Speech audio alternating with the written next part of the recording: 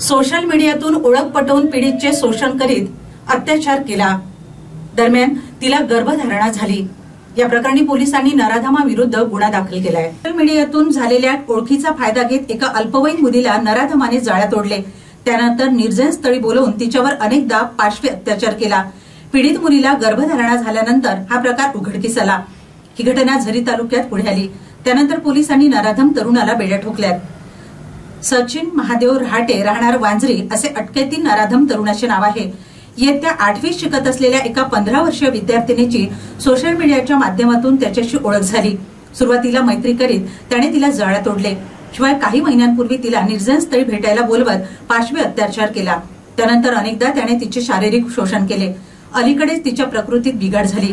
त्यामुळे आजीने तिला उपचारासाठी रुग्णालयात नेले, तेव्हा ती गर्भवती असल्याचे पुढे आले। हा प्रकार पुढे आल्यानंतर रुग्णालय प्रशासनाने याची माहिती पाटण पोलिसांना दिली। त्यानंतर पोलिसांनी पीडित विद्यार्थिनीला विश्वासात घेत विचारणा केली।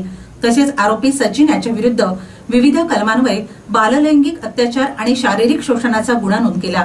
घटनेचे गांभीर्य ओळखून शीघ्रगतीने तपास चक्रे फिरवीत आरोपी सचिनला पोलिसांनी बेड्या ठोकल्या।